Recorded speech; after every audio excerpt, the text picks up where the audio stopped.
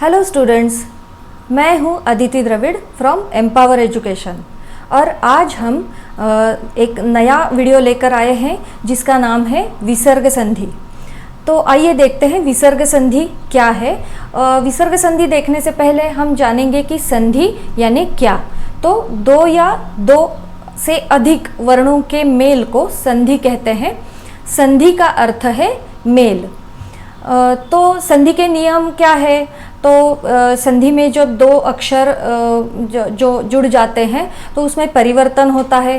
कहीं पर दो वर्णों के बीच एक नया वर्ण आ जाता है तो इन वर्णों के मेल से किसी वर्ण का लोप हो जाता है या फिर कोई नया शब्द उत्पन्न होना यानी कि आगम या आदेश या विकार होता है।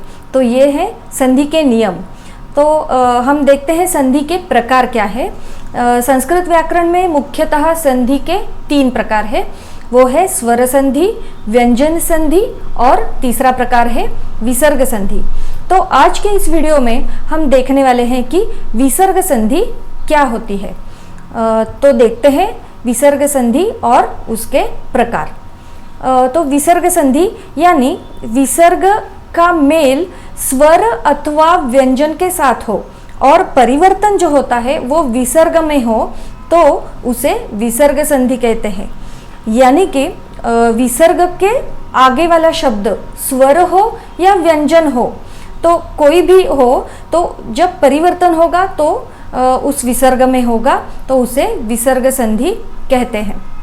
तो विसर्ग संधि के प्रकार क्या है?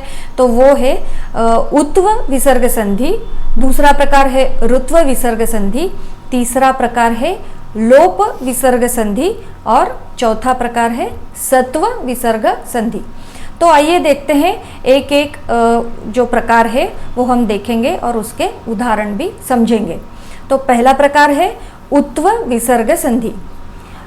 यदि विसर्ग से पहले अ हो और उसके बाद अ अथवा किसी भी वर्ग का तीसरा, चौथा, पांचवा अक्षर या फिर य, र, ल, व, ह इनमें से कोई भी वर्ण हो तो विसर्ग का उ में परिवर्तन होता है तथा पहले वाला जो अ है वो अ और ये विसर्ग का बना हुआ उ वो मिलकर ओ हो जाता है। यानी कि परिवर्तन देखिए कैसे होता है। विसर्ग का उ में परिवर्तन होता है और विसर्ग के पहले वाले अक्षर में अगर अ है तो अ या उ, अ और उ ये दोनों मिलकर ओ ऐसा अक्षर बनेगा। उदाहरण के तौर पर हम देखते हैं मनः अधिक रथः। यहाँ पहले वाला शब्द है मनः, तो विसर्ग के पहले न ये अक्षर आया है। यानी कि हम इसका वर्ण विग्रह अगर करें तो वर्ण विग्रह क्या होगा? म अधिक अ अधिक न अधिक अ अधिक विसर्ग। तो विसर्ग के पहले क्या आया है? अ ये स्वर आया है तो विसर्ग का उ बनेगा और पहले वाला अ ये दोनों मिलकर ओ ऐसा अक्षर बनेगा और न में वो मात्रा जुड़कर शब्द क्या बनेगा? मनोरथः। वैसे ही दूसरा उदाहरण देखते हैं अर्जुनः जयति। यहाँ पर भी अर्जुनः यहाँ पर विसर्ग के पहले न आया है यानी कि अ ये स्वर न में है तो विसर्ग का उ में परिवर्तन होता है और अ अधिक उ बनकर ओ यानी कि अर्जुनो, और आगे वाला शब्द हम वैसे ही लिखेंगे तो संधि बनती है अर्जुनो जयति। तो ये है उत्व विसर्ग संधि। उसी का एक प्रकार है दूसरा, यदि अ और विसर्ग यानी विसर्ग के बाद केवल अ ही हो तो ओ होने के पश्चात बाद में जो अ आया है उस अ का अवग्रह अर्थात जो पूर्व रूप चिन्ह हम अंग्रेजी अक्षर जो एस या उसे अवग्रह या पूर्व रूप चिन्ह कहते हैं तो उसमें उसका परिवर्तन होता है। यानी कि उदाहरण देखते हैं प्रथमः अधिक अध्यायः। यहाँ पर विसर्ग के पहले भी अ है तो विसर्ग का उ में परिवर्तन होगा और म में जो अ है तो अ अधिक उ बनकर ओ यानी कि प्रथमो। और विसर्ग के बाद में अध्याय ये शब्द आया है तो अध्याय का अ उस अ की जगह हम अवग्रह चिन्ह लिखेंगे और शब्द कैसा बनेगा? प्रथमः अधिक अध्यायः प्रथमोध्यायः। वैसे ही नरः अधिक अस्ति, यहाँ पर भी विसर्ग के पहले अ है तो नरः विसर्ग का उ बनेगा और अ का उ उसमें जुड़कर नरो, और आगे वाला अ जो है उसका अवग्रह चिन्ह बनेगा, फिर शब्द बनेगा नरोस्ति। देवः अधिक अयम, यहाँ पर भी विसर्ग के पहले अ है, वो अ और विसर्ग का बना हुआ उ, तो शब्द बनेगा देवो, और आगे वाला शब्द है अयम, यहाँ पर भी अ ही आया है तो उस अ की जगह अवग्रह ये पूर्व रूप चिन्ह बनकर शब्द बनेगा देवोयम। वैसे ही रामः अधिक अवदत्, यहाँ पर भी विसर्ग के पहले अ है तो शब्द रामः का परिवर्तन होगा रामो, और बाद में जो अ आया है अवदत् का, तो उस अ का अवग्रह बनेगा, शब्द बनता है रामो वदत्। ऐसा ये उसका प्रकार, इसके उदाहरण है। तो आगे का प्रकार है ऋत्व विसर्ग संधि। यदि विसर्ग से पहले अ या आ को छोड़कर अन्य कोई भी स्वर हो और उसके बाद कोई स्वर हो, या फिर वर्गों का तीसरा चौथा पांचवा वर्ग हो, या य र ल व ह इनमें से कोई वर्ण हो, तो उस विसर्ग का र हो जाता है। तो हम उदाहरण देखते हैं। निहि अधिक बलह, यहाँ विसर्ग के पहले ह्रस्व ई है, मतलब निहि यानी न अधिक ह्रस्व ई, तो उस ई जो आया है तो विसर्ग का र बनेगा और आगे वाले शब्द में वो जुड़कर हम रफार के रूप में लिखेंगे, क्योंकि वहाँ ब ये अक्षर आया है। तो निहि अधिक बलह शब्द बनेगा निर्बलः। कैहि अधिक उक्तम, यहाँ विसर्ग के पहले ऐ ये मात्रा ये स्वर आया है, यानी कि अ आ नहीं आया है, तो ऐ ये स्वर आया है और आगे स्वर आया है उ, तो जो विसर्ग का र बनेगा और उक्तम का उ जो है वो उसमें जुड़ जाएगा, तो शब्द बनेगा कैहि अधिक उक्तम कैरुक्तम। वैसे ही कवि ही अधिक अस्ति, यहाँ पर भी विसर्ग का र बनेगा और आगे अ ये स्वर आया है, तो र उस अ में जुड़कर शब्द बनेगा कविरस्ति। शिशुः अधिक गच्छति, यहाँ पर भी विसर्ग का र होगा और बाद वाले जो शब्द है गच्छति, यहाँ ग ये व्यंजन आया है, तो उस ग के ऊपर हम रफार के रूप में र लिखेंगे। यानी कि एक बात आप ध्यान में रखिए कि अगर विसर्ग के बाद स्वर आता है तो र, और उस जो स्वर आया है उस स्वर की मात्रा उसमें जुड़कर हम र या जो भी मात्रा आई है वो लिखेंगे। और अगर विसर्ग के बाद व्यंजन आया हो तो उस व्यंजन के ऊपर हम विसर्ग का जो र बना है वो रफार के रूप में लिखेंगे। तो ये उदाहरण के साथ हम इसे समझेंगे, ठीक है। तो आगे वाला प्रकार है लोप विसर्ग संधि। तो लोप विसर्ग संधि के भी 3 प्रकार है। तो पहला प्रकार क्या है? विसर्ग का लोप। पहला प्रकार, यदि सह और एषः शब्द के परे अ को छोड़कर कोई अन्य स्वर या व्यंजन हो तो सह और एषः शब्द के विसर्ग का लोप हो जाता है। कैसे? तो देखते हैं उदाहरण में। सह अधिक एति, यहाँ पर अ को छोड़कर अन्य स्वर आया है विसर्ग के बाद में, ए ये स्वर आया है, तो विसर्ग का लोप होकर शब्द बनेगा स एति। सह अधिक गच्छति, तो यहाँ पर विसर्ग के बाद व्यंजन आया है ग, तो भी विसर्ग का लोप हुआ है और शब्द बना है स गच्छति, विसर्ग का लोप हुआ है। वैसे ही एषः ये सर्वनाम अगर आता है एषः अधिक चलति, तो यहाँ पर भी विसर्ग के बाद च ये व्यंजन आया है, तो शब्द बनेगा एष चलति। और एक उदाहरण है एषः अधिक याति। यहाँ पर भी एषः के विसर्ग का लोप होकर शब्द बनता है एष याति। तो ये है पहला प्रकार। दूसरा प्रकार देखते हैं। यदि विसर्ग से पहले अ हो और उसके बाद अ से भिन्न कोई अन्य स्वर हो तो विसर्ग का लोप हो जाता है।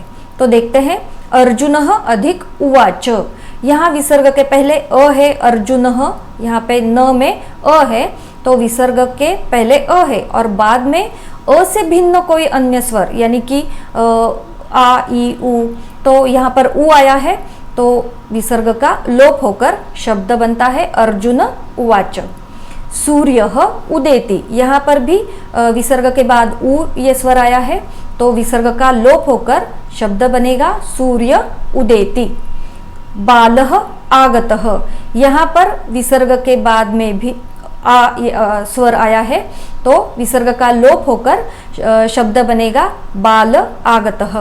वैसे ही अतः अधिक एव।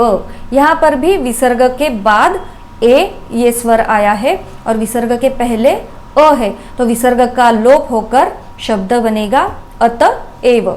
ये है दूसरा प्रकार। और लोप विसर्ग संधि का तीसरा प्रकार है यदि विसर्ग से पहले आ होने पर और उसके बाद कोई स्वर या वर्गों का तीसरा, चौथा, पांचवा वर्ण हो या य, र, ल, व, ह इन वर्णों में से कोई भी वर्ण हो तो वहाँ विसर्ग का लोप होगा। उदाहरण देखते हैं देवाः गच्छन्ति। यहाँ पर भी विसर्ग के पहले आ ये स्वर आया है और बाद में वर्गों का यानी कि ग आया है यानी क वर्ग का तीसरा वर्ण है तो विसर्ग का लोप होगा और शब्द बनता है देवा गच्छन्ति। दूसरा उदाहरण है छात्राः धावन्ति। यहाँ पर भी विसर्ग से पहले आ है और त वर्ग का ध तीसरा वर्ण आया है तो विसर्ग का लोप होगा और शब्द बनता है छात्रा धावन्ति। अश्वाः अधिक इमे। यहाँ पर भी विसर्ग के पहले आ है और आगे स्वर है ई तो विसर्ग का लोप होकर शब्द बनेगा अश्वा इमे। उसी प्रकार सुमनाः जयति। यहाँ पर भी विसर्ग के पहले आ आया है और आगे च वर्ग का तीसरा वर्ण है तो विसर्ग का लोप होकर शब्द बनता है सुमना जयति। ठीक है, ये हुआ लोप विसर्ग संधि और उसके 3 प्रकार। तो आगे उसका एक प्रकार है सत्व विसर्ग संधि। तो सत्व विसर्ग संधि के भी 3 प्रकार है। विसर्ग का श में परिवर्तन, विसर्ग का स में परिवर्तन और विसर्ग का श में परिवर्तन। तो श, स या श इन तीनों में से विसर्ग का परिवर्तन होता है। कैसे होता है तो हम देखते हैं। विसर्ग का श में परिवर्तन तो ये कब होता है? यदि विसर्ग के बाद च या छ होने पर विसर्ग का श बनता है या फिर विसर्ग के बाद ट या ठ होने पर भी विसर्ग का श होता है। तो उदाहरण देखते हैं कह अधिक चौरह। तो यहाँ विसर्ग के बाद च आया है तो यहाँ विसर्ग का परिवर्तन होगा श और वो दूसरे शब्द में जुड़कर शब्द बनेगा कश्चौरः। बालः अधिक चलति। यहाँ पर भी विसर्ग के बाद च ये अक्षर आया है तो विसर्ग का श बनकर शब्द बनेगा बालश्चलति। कृष्णः अधिक छागः। यहाँ पर भी विसर्ग के बाद छ ये अक्षर आया है तो शब्द क्या बनेगा? विसर्ग का श बनकर शब्द बनेगा कृष्णश्छागः। कृष्णः अधिक चलति। यहाँ पर भी विसर्ग के बाद च ये अक्षर आया है तो विसर्ग का श में परिवर्तन होगा और शब्द बनता है कृष्णश्चलति। दूसरा प्रकार क्या है? विसर्ग का स में परिवर्तन कब होता है? यदि विसर्ग के बाद पाश, कल्प, कम, काम्य अथवा कृ, कम इत्यादि धातु से निर्मित कोई भी शब्द हो अथवा कंस, कुंभ, पात्र, कुशा, कर्णी इनमें से कोई शब्द हो तो विसर्ग का स बनता है। तो उदाहरण हम देखते हैं, नमः अधिक कारः। तो यहाँ विसर्ग के बाद क्रू धातु का ये जो रूप आया है, इसीलिए विसर्ग का स में परिवर्तन होकर वो आगे वाले शब्द में जुड़कर शब्द बनता है नमस्कारः। वैसे ही यमः अधिक पाशम, यहाँ भी विसर्ग के बाद पाश ये शब्द है, तो विसर्ग का स में परिवर्तन होकर शब्द बनेगा यमस्पाशम। यशः अधिक कामयति, यहाँ भी विसर्ग के बाद काम इस धातु का रूप आया है, तो उस विसर्ग का स में परिवर्तन होकर शब्द बनेगा यशस काम्यति। और नमः अधिक करोति, यहाँ पर भी विसर्ग के बाद क्रू धातु का रूप आया है करोति, तो विसर्ग का स में परिवर्तन होकर शब्द बनेगा नमस्करोति। ये हुआ उसका दूसरा प्रकार। अब विसर्ग का श में परिवर्तन कैसे होता है? यदि विसर्ग के बाद श हो तो श का विकल्प से श हो जाता है। उदाहरण देखते हैं, देवः अधिक षष्ठः, देवषष्ठः, रामः अधिक षष्ठः, रामषष्ठः, नराः अधिक षट्, नराषष्ठ। तो यहाँ पर भी विसर्ग का श में विकल्प से ही श होकर आगे वाले श में विसर्ग का श में परिवर्तन होकर आगे वाले शब्द में वो जुड़ गया है। तो ये रहे विसर्ग संधि और उसके प्रकार। तो आज हमने विसर्ग संधि जानी है। तो अगर आपको ये समझ में आया हो, अगर आपको ये वीडियो पसंद आया हो, तो आप कृपया इसे ज़रूर लाइक करें और शेयर करें और हमारे चैनल को ज़रूर सब्सक्राइब करें। धन्यवाद।